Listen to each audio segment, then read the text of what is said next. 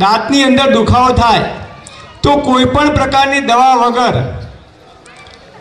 આ દાંતની અંદર દુખાવો મટી જાય અને જિંદગીમાં જીવીએ ત્યાં સુધી દાઢમાં કોઈ દિવસ સડો ના થાય, દાઢમાં રૂટ કેનાલ કરાવી ના પડે કે દાઢની ગોળી પણ ગળવી ના પડે, એવો ઉપાય આયુર્વેદની અંદર ચરક ઋષિએ ચરક સંહિતાની અંદર વર્ષો પહેલાં બતાવે છે।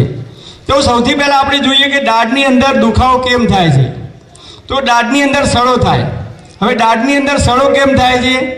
તો કે દાઢની અંદર જીવાત ઉત્પન્ન થાય। આ જીવાત ક્યાંથી ઉત્પન્ન થાય છે? બહારથી આવે છે? ના, શરીરની અંદર દાઢની અંદર જીવાત ઉત્પન્ન થાય છે ત્યારે દાઢ સડે છે અને દાઢ સડે એટલે આપણને લપકારા મારે છે, દુખાવો થાય છે અને એની અંદરથી દાઢ પડાવવી પડે છે અથવા દાઢમાં રૂટ કેનાલ કરાવવાની ફરજ પડે છે। તો દાઢમાં ક્યારેય દુખાવો ના થાય એના માટે શું કરવાનું? તો સૌથી પહેલાં તો દાઢ કેવી રીતે સડે છે?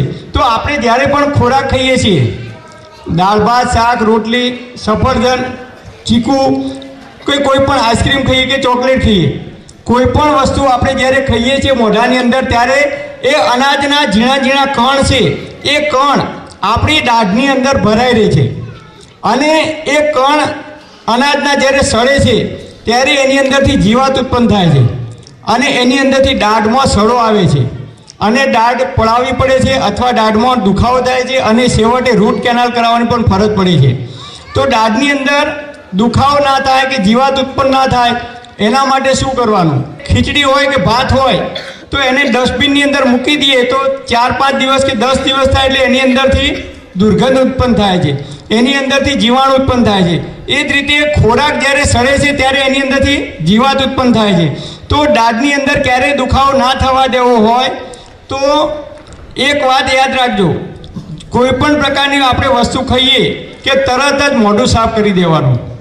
ચોકલેટ ખાઈએ, આઈસ્ક્રીમ ખાઈએ, ચા પીએ, કોઈ પણ વસ્તુ દાળ ભાત ખાઈએ, જમ્યા પછી તરત જ જો આપણે બરાબર કોગળા કરી અને મોઢું સાફ કરીશું તો મોઢાની અંદર તમે કોગળા કરી જોજો, ગમે ત્યારે જમ્યા પછી તરત મોઢાની અંદર ઝીણા ઝીણા કણ અનાજના ભરેલા હોય છે, આપણા દાઢની અંદર ભરાઈ રહે છે। એ કણ જો બહાર નીકળી જશે, ક્યારેય કણ નહીં ભરાય તો અનાજ સડશે નહીં, અનાજ નહીં સડે તો દાઢમાં ક્યારેય દુખાવો થશે નહીં। હવે બીજો ઉપાય છે, દાઢની અંદર અચાનક દુખાવો થાય તો શું કરવું? તો દાઢની અંદર દુખાવો થાય તો ફટકડી લાવવાની, ફટકડીનો ટુકડો 1 ગ્લાસ પાણીની અંદર નાખી 2-3 વખત ચમચીથી હલાવી દેવાનું, પછી એ ફટકડીનો ટુકડો બહાર કાઢી દેવાનો અને ફટકડીના પાણીથી મોઢાની અંદર કોગળા કરવાના। એ ઉપાય કર્યા પછી બીજો ઉપાય છે તલનું તેલ, લાકડાની ગાણીનું શુદ્ધ તલનું તેલ મળે તો તલના તેલના કોગળા કરવાના 5 મિનિટ સુધી, ઇન્સ્ટન્ટ તમને રાહત થઈ જશે।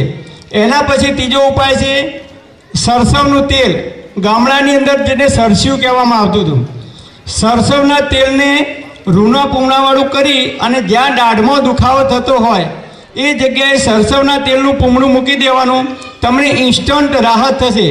આ હું નથી કહેતો, પરંતુ આયુર્વેદમાં ઋષિઓએ હજારો વર્ષો પહેલાં આનો ઉપાય બતાવેલો છે।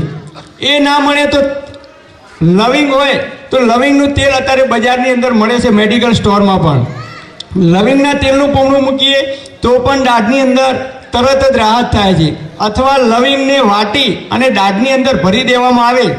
આ બધા જે આયુર્વેદિક ઉપાય છે, તલનું તેલ, સરસવનું તેલ, લવિંગ, આ બધું જે કંઈ જીવાત હોય છે, જે કંઈ કીટાણુ હોય છે એનો નાશ કરે છે અને જીવાણુનો નાશ થાય એટલે તરત જ આપણને દાઢની અંદર રાહત થઈ જાય છે। અને બીજું યાદ રાખવાનું, સવારે ઉઠીને તમે બ્રશ નહીં કરો તો ચાલશે, હું કોઈ દિવસ બ્રશ નથી કરતો। પહેલાંના જમાનામાં 70 કે 80 વર્ષ પહેલાં આપણા દાદાઓ હતા તો એ બ્રશ કરતા હતા? નહોતા કરતા, છતાં એમના દાંત મજબૂત રહેતા હતા। કેમ? કારણ કે લીમડાનું દાંતણ કરતા, બાવળનું દાંતણ કરતા, ઓબાનું દાંતણ કરતા, કણજીનું દાંતણ કરતા હતા।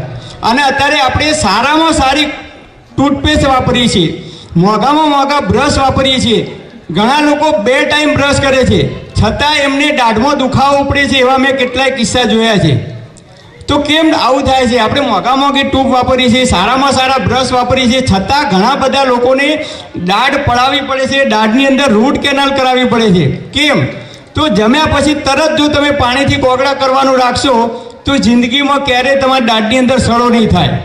નાના બાળકોને ચોકલેટ આપો કે આઈસ્ક્રીમ આપો કે કોઈ પણ દ્રાક્ષ કે ચીકુ ખવડાવો, તરત મોઢાની અંદર જો કોગળા કરવામાં આવશે તો એ જે અનાજ છે કે સફરજન જે કંઈ ખાધું છે એના કણ આપણા દાઢની અંદર ભરાય નહીં રહે તો દાઢમાં સડો નહીં આવે.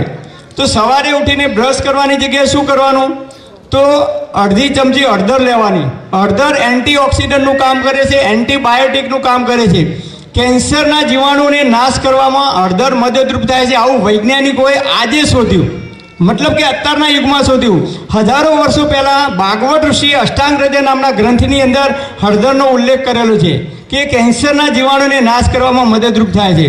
તો સવારે ઉઠી અડધી ચમચી હળદર લેવાની, સિંધવ મીઠું લેવાનું, સફેદ મીઠું નહીં, એની અંદર ચપટી સિંધવ મીઠું નાખવાનું, અને તલનું તેલ હોય તો તલનું તેલ અથવા સરસવનું તેલ બંનેમાંથી ગમે તે તેલ લઈ એની પેસ્ટ બનાવી દેવાની અને દરરોજ સવારે મોઢાની અંદર લગાવવામાં આવે તો જિંદગીમાં ક્યારેય દાંત દુખશે નહીં કે દાંત પડવાનો પણ પ્રશ્ન નહીં થાય, મજબૂત થશે.